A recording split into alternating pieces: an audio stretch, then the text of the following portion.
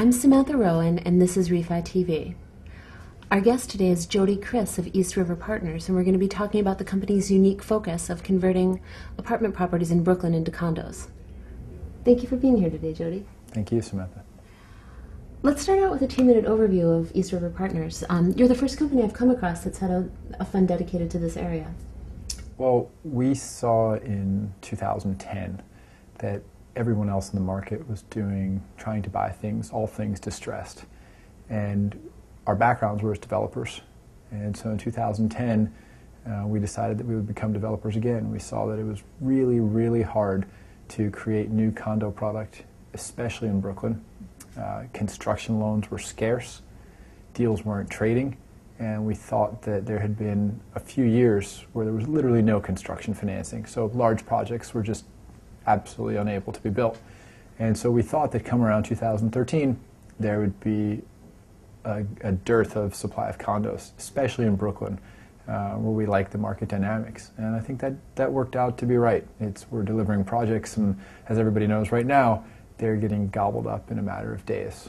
So it's been a good strategy. Is that part of what you like about the Brooklyn market, just the demand from people to live there? A number of things we really liked about Brooklyn. We spent time analyzing different markets around the country. South Florida turned out to be an interesting opportunity. Manhattan, of course.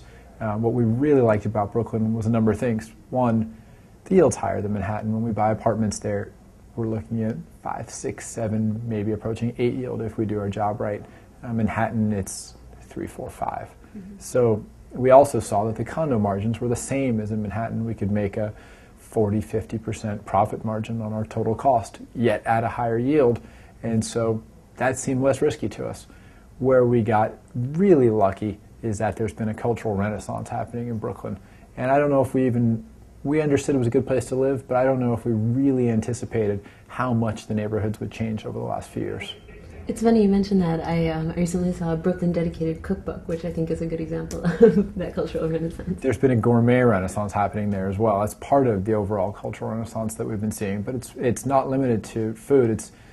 It's all sorts of culture, music, education. The schools are improving as a function of parents being more involved, and it's been a virtuous circle where the better it gets, the retail, better everything gets, the better class of people it tends to attract, and then everything else gets better still.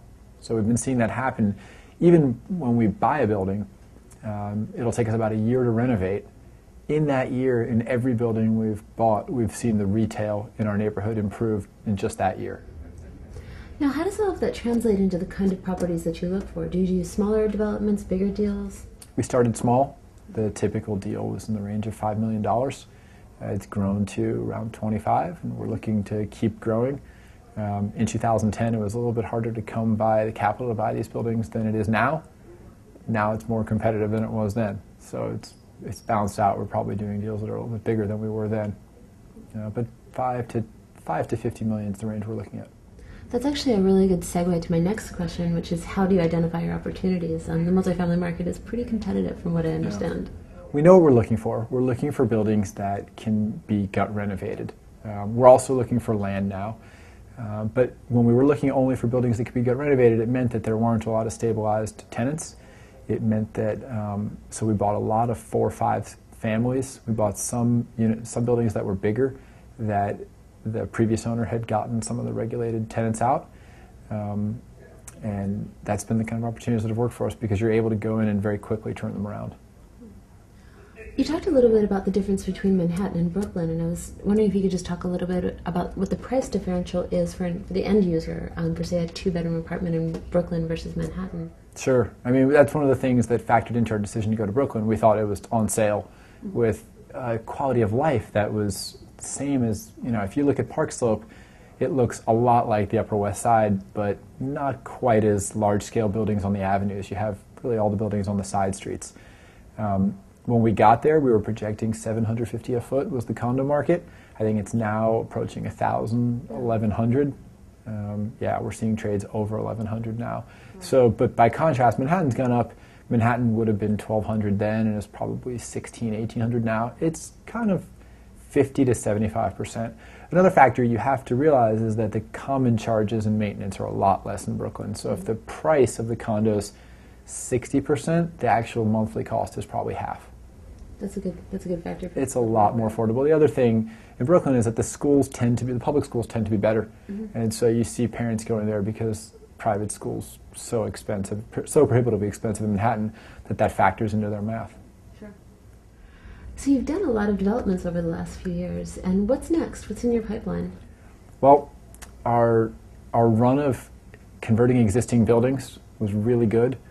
I think there aren't as many buildings to convert as there were a couple of years ago. It's gotten so incredibly competitive that we're looking at ground-up construction, hopefully of a similar product type.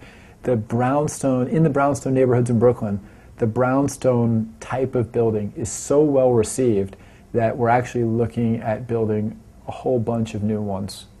Oh, wow. Yeah, so we're excited. We're hoping to sign some contracts on land, but that's the product type we're going after. As opposed to doing taller buildings, we're looking at developing more horizontal than vertical. Sure. What about land prices in Brooklyn compared to Manhattan? Is it much better? No. I guess it is much better, but it doesn't seem that way. We're looking at land prices in Brooklyn exceeding $300 per FAR, which 2 years ago that would be the market clearing price in Manhattan. But now we're looking at land prices in Manhattan exceeding $700-800. So I guess it is a lot less. I mean, it seems to be a relatively constant percentage of the price that you can sell things at. So same 50 to 60% range that you'd see. Maybe even a little bit less, maybe 40-50% of Manhattan. Unfortunately, that's all the time we have for today, so I'd like to thank you for being here, Jody. Well, thanks so much. Appreciate it. And I'm Samantha Rowan, and this is Refi TV.